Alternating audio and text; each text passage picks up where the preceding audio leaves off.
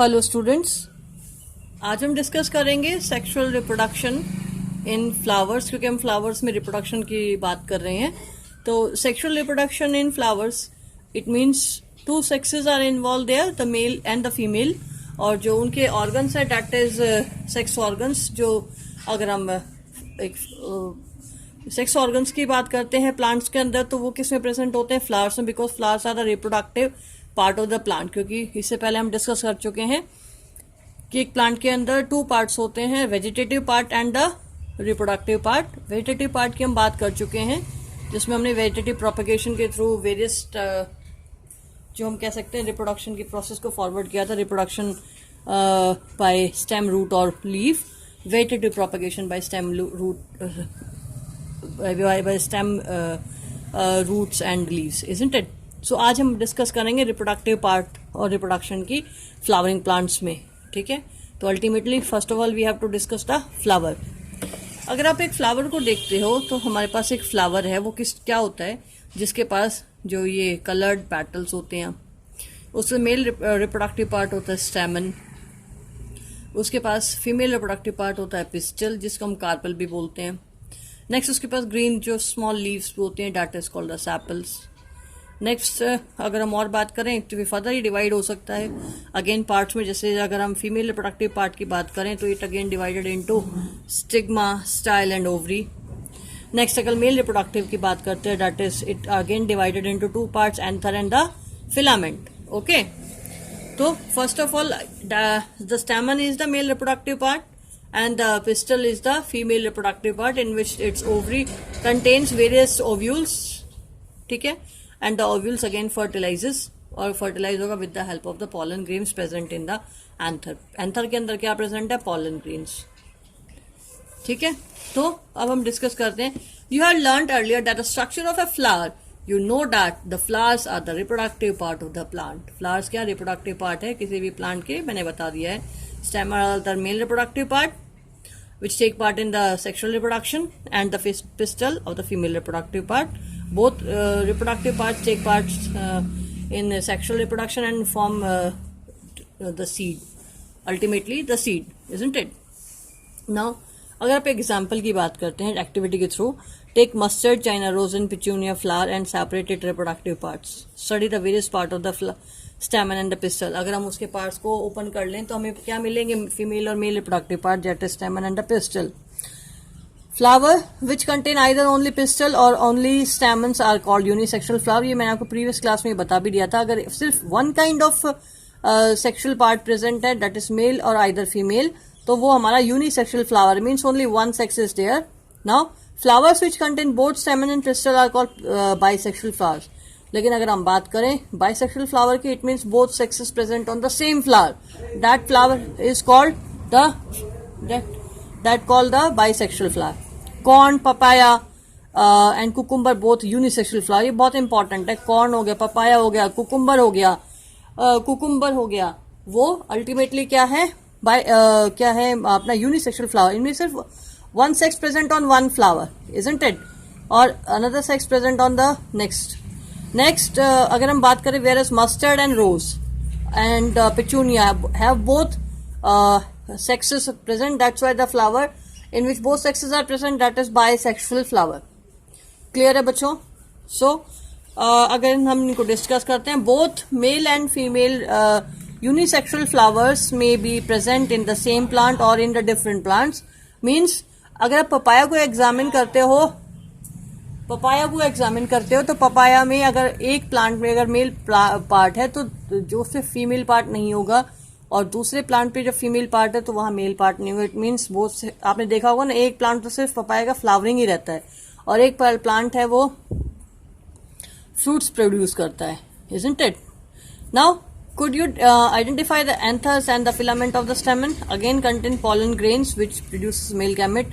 जो एंथर है, एंथर के अंदर क्या, ये देखो ये एंथर है, एंथर के अंदर क्या है? pollen grains, और pollen grains क्या प्रोड्यूस करते हैं? Male gametes, isn't it? which produce male gametes. A pistil consists of stigma, style and ovary. Ovary contains one or more ovules. Ovules मैंने आपको बता दिया, that is the egg cell. Eggs present है ovary में, that is called ovules. Ovary contain one or more ovules. The female gametes और the egg is formed in the ovule. So female gamete है वो कहाँ present है? Ovule में, that is the eggs. Okay. In sexual reproduction, a male and a female gamete fuses to form zygote, and that process is called the fertilization, in which male and female gametes fuses to form or fertilizes.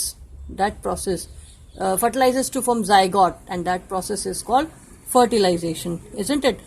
But अगर हम sexual reproduction की बात करते हैं तो इसमें क्या है, फर्टिलाइजेशन की अगर हम बात करें तो उसमें कुछ स्टेप्स हैं जो कंटिन्यूअस चलते हैं. That is we call the mechanism of the sexual reproduction. First अगर सेक्सुअल रिप्रोडक्शन के मैकेनिज्म की बात करें प्लांट से, इट इन्वॉल्व्स द फॉलोइंग से. First of all pollination is there, next fertilisation is there. मैं आपको यहाँ से नहीं बता रही हूँ, अपने आप से एक्सप्लेन कर रही हूँ.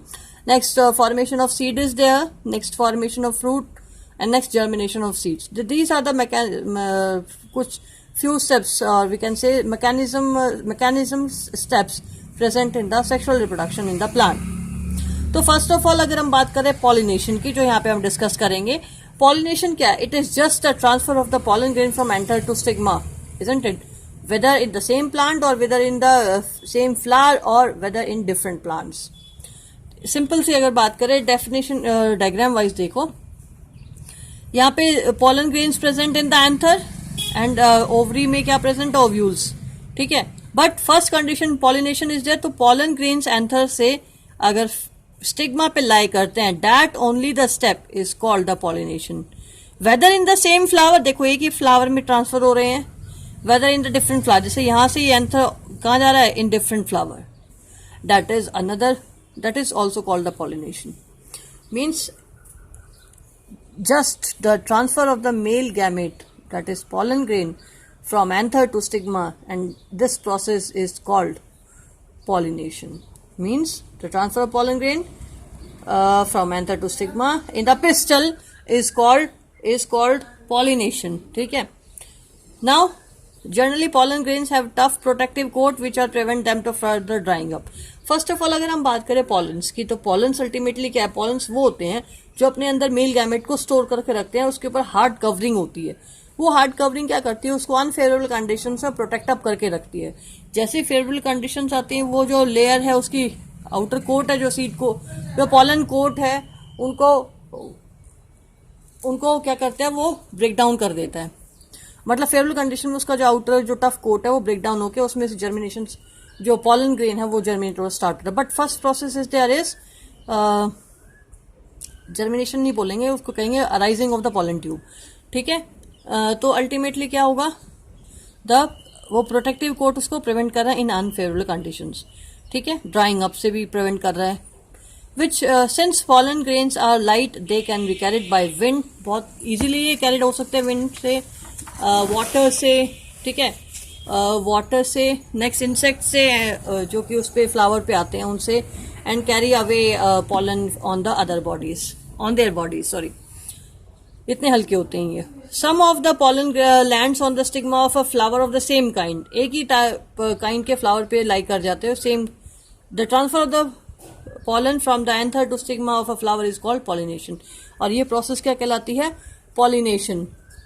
Next, if the pollen land on the stigma of the same flower और the another flower but on same plant, तो अपने आप में pollination is called self pollination. Means pollination again divided into two part, that is cross pollination and the self pollination. First of all, pollination means just transfer of the pollen grain, and it again divided into first part, that is self pollination, and another is cross pollination. तो यहाँ पे देखो, if pollen lands on the stigma of the same flower or another flower of the same plant, ठीक है, that is called the self pollination. Now when the pollen of a flower land on the stigma of a flower of different plant, अगर वो एक जो pollen है वो transfer करता है डिफरेंट प्लांट पे, वो तो चाहे सेम फ्लावर पे हो या different flower but same plant पे हो, लेकिन यहाँ पे प्लांट भी डिफर कर जाएगा, तो वो क्या कहलाएगा? Cross pollination. ठीक है. अब क्रॉस पॉलिनेशन के बाद का नेक्स्ट स्टेप क्या है बेटा? उसके बाद का नेक्स्ट स्टेप है fertilisation. Because mechanism of sexual reproduction में सेकेंड स्टेप हमारा क्या आ गया? फर्टिलाइजेशन. जैसे ही क्या होगा, पॉलन ग्रेन स्टिग्मा पे लाई करेगा, उसके अंदर से पॉलन ट्यूब अराइज होना स्टार्ट हो जाएगा, और वो कहाँ रीच करेगा? वो रीच करेगा एग तक. ये देखो एग तक रीच कर रहा है दैट, और वहां पे वो फ्यूज करेगा और जाइगोट फॉर्मेशन करेगा. That process is called fertilisation. Fertilisation is just the fuse of the male and female gamete. ठीक है. The cell which result after fusion of the gametes is called zygote. जो ultimately पहला cell बनेगा single cell, वो क्या कहलाएगा? Zygote. The process of fusion of male and female gametes to form zygote is called fertilisation. And the zygote develop into embryo. Zygote आगे जाके क्या बनाएगा? एम्ब्रियो बनाएगा. Is it clear? नाउ अब एक इंपॉर्टेंट बात सुनो. जैसे हमने यहाँ पॉलिनेशन में क्रॉस पॉलिनेशन की बात की, तो क्रॉस पॉलिनेशन में एक्सटर्नल एजेंट की रिक्वायरमेंट बहुत ज्यादा होती है. जैसे उनको विंड, वाटर और इंसेक्ट्स की रिक्वायरमेंट है, क्योंकि उनको डिफरेंट फ्लावर पे जाना है ऑफ डिफरेंट प्लांट. ठीक है. लेकिन अगर हम सेल्फ पॉलिनेशन की बात करें, उसमें इन चीजों की ज्यादा रिक्वायरमेंट नहीं होती, क्योंकि सेम फ्लावर और सेम प्लांट पे हम बात कर रहे हैं, तो वहां पे कैरी करने की इतनी ज्यादा जरूरत नहीं पड़ती है. वो वहीं से फॉलन डाउन हो जाते हैं. Is it class? नाउ अब हम आगे बात करते हैं जो तुम्हारा मैकेनिज्म ऑफ सेक्सुअल रिप्रोडक्शन का थर्ड पार्ट है, that is the formation of the seed and fruit. ठीक है. After fertilisation the ovary grows into a fruit and the part of flower fall off the fruit is ripened ovary. Important बात है. जैसे ही ये fertilisation हो जाता है, zygote formation हो गया, ओवरी है वो अपने को स्वेलन अप कर लेगी. इसके जो एक्सेस पार्ट से फ्लावर के पेटल, सेपल, वो शेट डाउन हो जाएंगे, गिर जाएंगे, और ये ओवरी स्वेलअप हो जाएगी. ओवरी स्वेलअप होने के बाद अपने आप को कन्वर्ट कर लेगी इनटू फ्रूट. ठीक है. Ovary converted into fruit.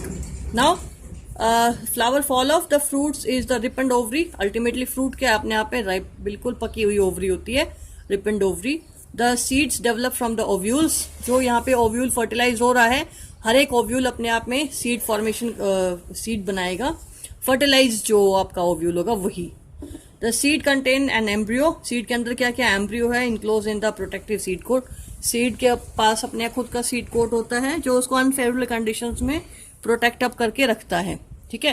Protect up करने का मतलब है कि उसको अनफेवरेबल कंडीशन की, हरास कंडीशंस में उसको प्रोटेक्ट अप करता है. Now some fruits are fleshy and juicy such as mango and orange. Some fruits are hard like almonds and walnuts. ये आपको एक एग्जाम्पल्स बोले हैं जो हार्ड और सॉफ्ट फ्रूट्स की बात करें तो. ठीक है. Now seed dispersal. Seed dispersal कैसे कैसे हो सकता है?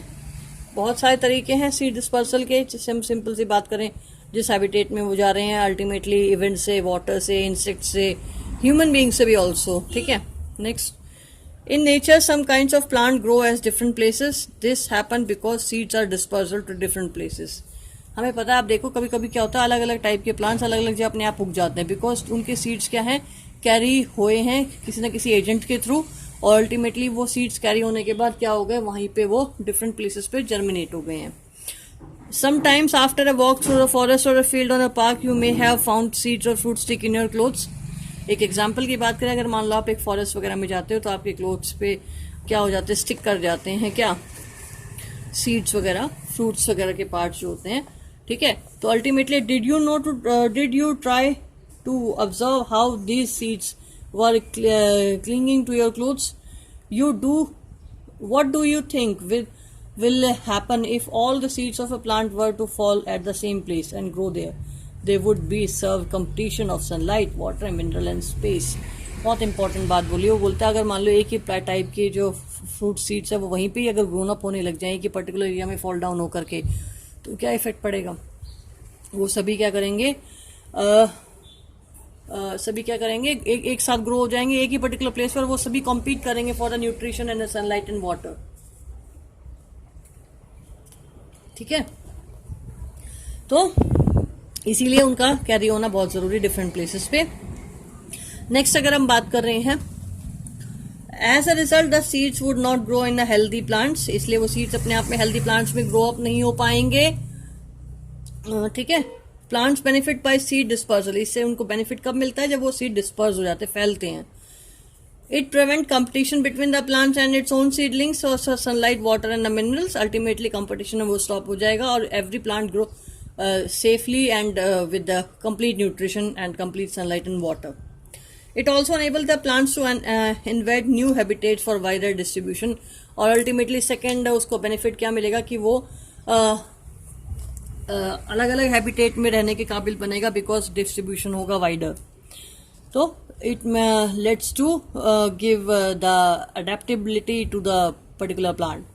Now seeds and fruits of plant are carried away by wind, water and animals. ये मैंने आपको बता दिया था कि भाई वो विंड, वाटर और एनिमल्स है, उसके थ्रू स्प्रेड अप हो सकते हैं सीड्स.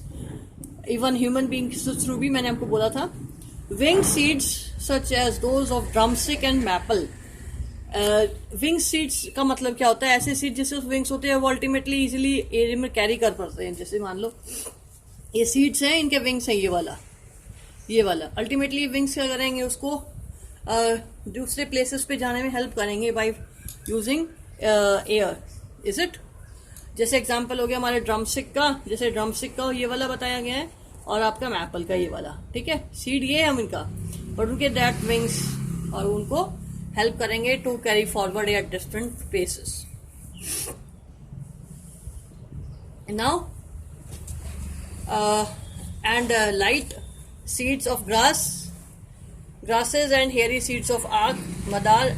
ये देखो यहाँ पे दिखा रखा है ये वाला, hair seeds of मदार्स and the hairy fruits of sunflower. ठीक है, तो अल्टीमेटली ये हेयर्स और विंग्स उसको क्या करेंगे? हेयर्स क्या करेंगे? उसको इजीली डिस्पर्सल में हेल्प करेंगे. ठीक है. Now get blown of with the wind for far away places. ये हेल्प करेंगे उसको फार अवे प्लेसेस में जाने में with the help of seeds. These fruits or the seeds usually develop a floating ability to form the spongy or fibrous coat as in coconut.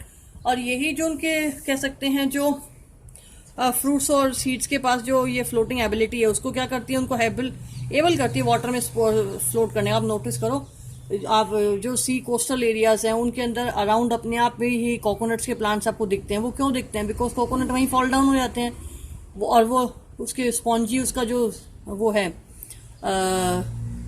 Husk होता है जो उसका, वो क्या करता है? उसको हेल्प करता है फ्लोटिंग में, और अल्टीमेटली वो वाटर से फ्लो अप होके वेरियस प्लेसेस पे पहुंच जाते हैं, और वहीं पे वो कोकोनट क्या ग्रो कर देते हैं दोबारा से. तो अल्टीमेटली क्या है? फ्लोटिंग की हेल्प हुआ उनको, और वो अलग अलग कोस्टल एरियाज में क्या करके ग्रो अप करके. आप देखो कोकोनट के प्लांट्स लगाने की जरूरत नहीं पड़ती, अपने आप ही ग्रो हो जाते हैं. ठीक है. Some seeds are dispersal by animals. अगर हम एनिमल्स की बात करें, specially spiny seeds with hooks which can attach to the body of animal and carried out different places. जैसे xanthium हो गया, यूरिना हो गया. अल्टीमेटली ये जो कांटे वाले पेड़ होते हैं, उनके जो सीड्स जिनके पास कांटे होते हैं वो चिपक जाते हैं. जैसे आप देखो गोखरू वगैरह हो गए, तो ये क्या होते हैं? जैसे एनिमल्स हैं उनकी बॉडी पे स्टिक कर जाते हैं, और जहाँ पे वो जाते हैं वहीं पे वो फॉल डाउन होकर न्यू जर्मिनेशन स्टार्ट कर देते हैं. It means dispersal of seed again हो गया. Now some seed are disperse when the fruits burst with sudden jerks. कभी कभी क्या होता है? सीड्स हैं वो डिस्पर्सल कब होता है? जब फ्रूट से ब्रस्ट कर जाते हैं सडन जर्क से. These seeds are scatter far from the parent plant, और वो अपने पेरेंट प्लांट से क्या दूर हो जाते, फैल जाते हैं. Ultimately this happens in the case of castor and balsam. और ये किस केस में होता है? बाल्सम और कैस्टर के केस में. जैसे फ्रूट ब्रस्ट अप हुआ, it seeds are disperse in the atmosphere, okay, from the parent plant. Is it clear? जैसे ज़ैंथियम का एग्जाम्पल आपके पास है ये वाला. क्लियर? नाउ यहाँ पे हमारा हो गया पार्ट कंप्लीट, ये चैप्टर कंप्लीट हुआ है. फिर भी आपको कोई डाउट है बच्चे, तो आप मुझसे कमेंट सेक्शन में जाके पूछ सकते हैं, और आपको जो क्वेश्चन आंसर्स है वो नेक्स्ट क्लास में बताऊंगी. क्वेश्चन आंसर्स और कीवर्ड्स. आप चैप्टर को अच्छे से डीप रीड करेंगे. और अब नेक्स्ट एक इम्पॉर्टेंट बात, आपके एग्जाम शुरू हो रहे हैं, तो आप एग्जाम्स की प्रिपरेशन अच्छे से करोगे. ऑनलाइन क्लासेस है, आपको डेमो क्लास हो चुकी है, आपको कैसे एग्जाम को फॉरवर्ड करना है. ठीक है, तो आप ये सब चीज़ें मेंशन कर लेना, और कंटिन्यू आप अपनी नोटबुक्स में मैटर है वो लिखते रहें PDF फाइल से, और अपना प्रिपरेशन कंटिन्यू करें बच्चों. ओके.